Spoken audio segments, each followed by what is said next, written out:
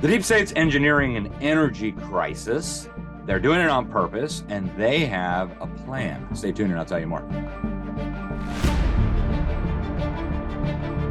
Welcome to another episode of Behind the Deep State. I'm your host, Alex Newman, senior editor at the New American Magazine. Thank you so much for tuning in today. Last week, we talked about how the deep state likes to engineer crises to give us the solution to those crises. In fact, just like Frederick Bastiat, the great French lawmaker and philosopher, said in the 1800s, these totalitarians like to come up with the poison and the antidote in the same laboratory. They do it over and over and over again, and they've been doing it for a long time. Well, one of the poisons that they are concocting right now is a massive energy crisis that is going to become even more apparent as we head into the winter months. Here in the Western Hemisphere, in the Northern Hemisphere, right?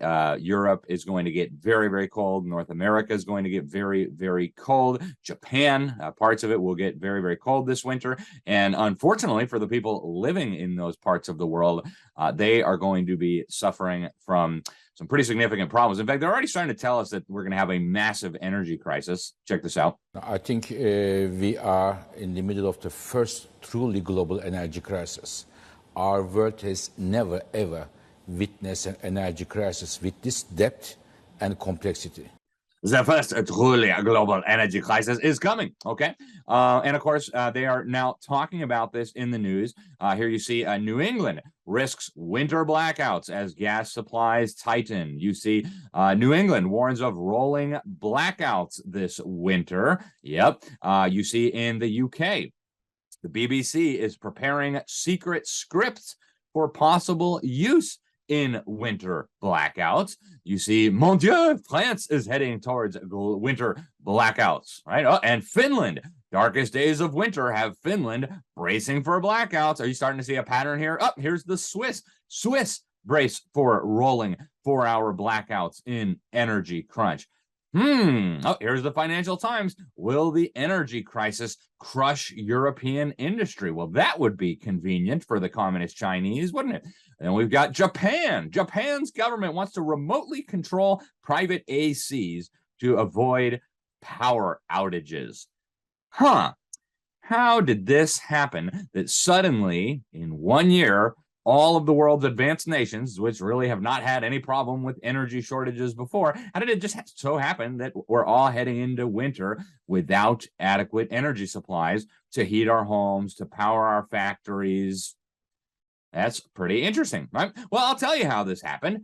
They did it on purpose, okay? And you don't have to be a genius to connect the dots here. They have been frantically shutting down coal-fired power plants all across the Western world under the guise of stopping global warming, and specifically alleged man-made global warming, which they're claiming comes from CO2, the gas that you exhale. By the way, human emissions of CO2 make up a fraction of 1% of all these so-called greenhouse gases present naturally in the atmosphere. One major volcanic eruption could make all human emissions throughout all of human history look like nothing by comparison.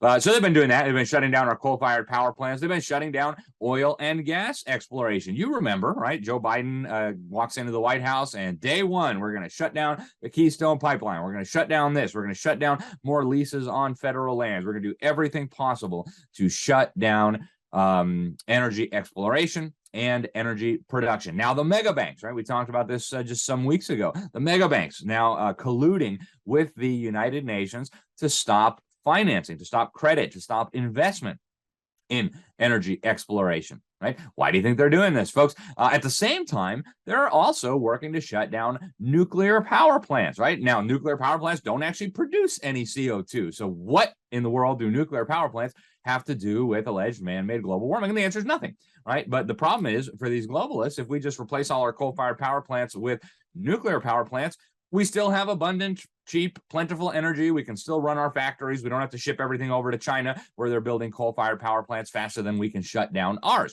So that's interesting. Germany was doing it. The Swiss were doing it. The French were doing it. Pretty amazing. And instead, they say, we're just going to rely on solar panels made in communist China and stupid windmills, right? I'm sure you remember what happened in Texas when they tried to rely on stupid windmills. A bunch of people froze to death because it got too cold. So obviously something very, very fishy is going on here, folks. And frankly, None of this should be a surprise. Barack Hussein Obama actually warned us about what he was planning. If you don't remember the clip, here it is. He's talking about under his plan, energy prices are necessarily going to skyrocket. Here he is.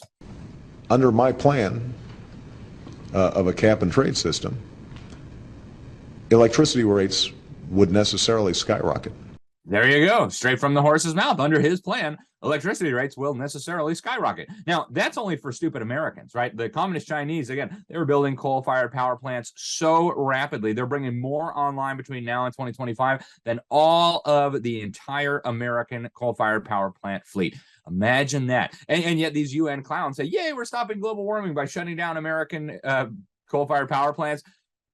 Yeah, just pay no attention to the 10 million pound dragon in the room, which of course would be communist China, which is of course turning on more coal-fired power plants for each one that we shut down. So obviously this is not about stopping global warming. If it was, they would all be really mad at China. Instead, they're all singing the praises of communist China. You might have seen some of the interviews we did from the UN COP27, where nobody wants to talk about China. And the people who did talk about China said, well, they're building a lot of solar panels. Yeah, for idiot Westerners to purchase with tax subsidies that their governments are paying for. Yeah, that's great, right? Oh, they're building windmills. Oh, okay, that's great. That's going to destroy the environment too. And of course, windmills don't actually supply the power that we need. So what is the agenda here? What are they trying to do? Well, I'm glad you asked, because they will actually tell you what they're trying to do. You may have seen the overlord of the European Union. Her name is Ursula von der Leyen. And here she is talking about where this is heading for the formerly sovereign peoples of the European Union. This is what is expensive, because in these peak demands, the expensive gas comes into the market. So what we have to do is flatten the curve and avoid the peak demands. We will propose a mandatory target for reducing electricity use at peak hours, and we will work very closely with the member states to achieve this. Okay, it's like COVID combined with communism all wrapped into one, right? We're going to flatten the curve with mandatory energy rationing all across the European Union. Isn't that interesting? You couldn't make this stuff up. Right? But there it is, folks, on display for you. Now, Deep State headquarters, the so-called Council on Foreign Relations, they have been talking about this as well. In fact, in one of their summer issues in 2022, they talked about, they have two globalists, Megan O'Sullivan. She's with the Harvard Kennedy School. She was a special assistant to Deep State President George W. Bush, and she was a deputy national security advisor. And they also have Jason Bordoff. And they wrote this crazy article in Foreign Affairs, which is the magazine of the Council on Foreign Relations. And by the way, if you don't remember the Council on Foreign Relations, that's where Hillary Clinton gets her orders from. That's what she says. Check this out. But it's good to have an outpost of the Council right here down the street from the State Department.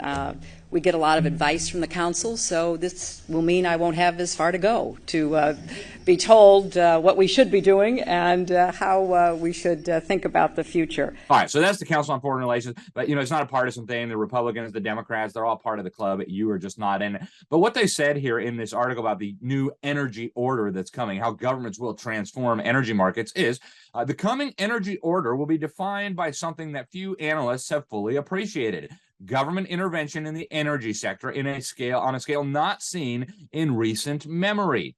Yeah, like since the fall of the Soviet Union. So here we go, continue. After 4 decades during which they generally sought to curb their activity in energy markets, Western governments are now recognizing the need to play a more expansive role in everything from building and retiring fossil fuel infrastructure to influencing where private companies buy and sell energy, to limiting emissions through carbon pricing, subsidies, mandates, and standards. Folks, that's where they are going, right? A new energy order. They're building a technocratic totalitarian system, and a defining attribute of that technocratic totalitarian system is scarcity of everything, right? And so part of this process is designed to deindustrialize the Western world. In fact, that is exactly the terminology that was used by this Obama's science czar. Yeah, you remember the guy. guy, John Holdren. He's the guy who famously in his book, 1978 book, Eco Science, touted forced abortions that he said would be constitutional. He touted adding sterilizing agents to the water supply so that women could not get pregnant without permission from their overlords in the government. He said this would be necessary for stabilizing the population, right? Well, in 1973, him and his fellow neo-Malthusian nutjobs put out a book called Human Ecology. And they called for, and I'm going to quote here from his book, a massive campaign must be launched to restore a high-quality environment in North America and to de-develop the United States. De-development means bringing our economic system, especially patterns of consumption, into line with the realities of ecology.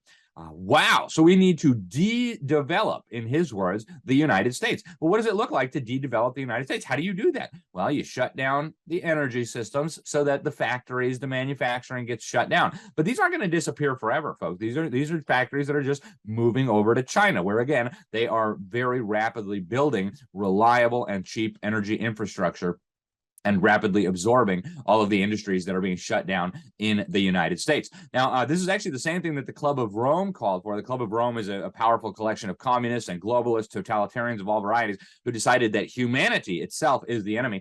This is what they said in their report in 1974.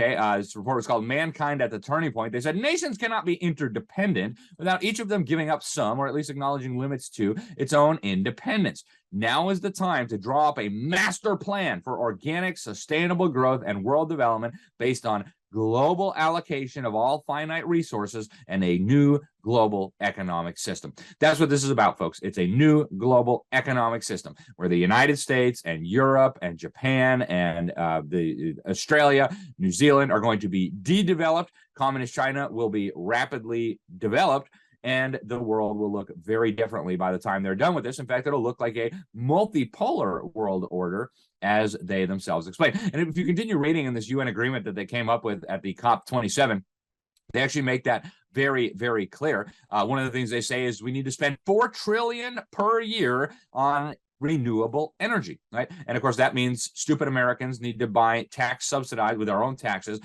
junk from communist China, dumb windmills that don't work, dumb solar panels that don't work. So that's what they mean by that. And we need to spend $4 trillion on that. They also say, and I'm quoting here, that we need a transition to sustainable lifestyles and sustainable patterns of consumption and production. Again, that's right from the text of the COP27 agreement. It echoes the Agenda 2030 that we've talked about. And they also say we need a global transformation to a low carbon economy that is expected to require investment of at least $4 to $6 trillion US per year. Okay, folks, $4 to $6 trillion per year, which coincidentally is exactly what Johan Rockström of the Potsdam Institute said to the World Economic Forum. We need $4 to $6 trillion, he said. And I want to quote from him here. So Johan Rockström says that we need to just radically change everything. He says we need new radical politics and radical governance that will, take over our energy system. We need to, recognize the need for more what we can call radical politics or radical governance, where we have to see that now is the time to take some big decisions to regulate ourselves away from the damaging process we have today. It's a bit too easy for us to talk about consumer behavior and choices and awareness and behavioral change, when in fact we need some big system shifts which requires finance, politics, governance to shift. All right, folks. And finally, lest you think that all of this pain that is coming this winter with these energy crises, and we did a recent episode on the food crisis, lest you think that is going to cause these governments to have some common sense and say, wait a minute here, we better not shut down our energy systems, we better not destroy all our farmers. Do not be deceived. Actually, in the final agreement out of COP27, they actually said that all these crises that are coming, energy crises, food crises, economic crises, must not be used as a pretext for backtracking, backsliding, or deprioritizing climate action. And by climate action, they mean shutting down our energy systems and starving us. So, folks, that's where they're going, right? They are going to create this energy crisis, and they are going to use it to radically reshape our economies, our societies, and we're headed rapidly into a world of scarcity where you will be totally dependent. You will be totally at the mercy of your overlords for your energy, for your food, for everything else. They're doing this on purpose. It's a deep state plan, and we must resist. One of the ways we can resist is by making sure our state governments refuse to cooperate with this. If the feds say we need to shut down our power plants, our state governments should say absolutely not. We're not shutting down any power plants in our state because we need that electricity to power our homes, to cool our homes, to heat our homes, to power these dumb electric cars that you're telling us all to buy, et cetera, et cetera. So, folks, this is serious, right? It's easy to take the blessings of abundant and reliable energy for granted. As soon as we don't have it, we'll recognize very rapidly how much we miss it. So we've got to be involved here. Thanks for watching. I'm Alex Newman. This is Behind the Deep State. Please share this video out. Warn people, especially people in colder climates, because this is coming soon to a theater near you. Until next time, God bless you all. The world is changing. To be more specific, the world is being changed. These changes are affecting you, your friends, and your family. Do you know why these changes are happening? Do you know who's behind these changes? Were you consulted on these changes? For decades, the New American has been investigating the people behind the scenes making these changes, reporting on the policies and their implementations, and how they impact you and the world around you. But now, those behind the changes are moving at a faster pace than ever before in their effort to transform and reset the world.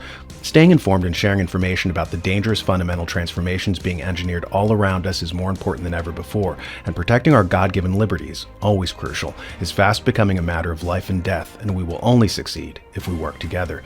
That's why we've created this community for readers and supporters of the New American. Here you can support our work and join in to further the goals that we all share in ensuring that freedom shall not perish. Let's work together to stop the internationalist party of chaos and bring about a new birth of freedom and personal responsibility. Welcome to the New American community on Locals.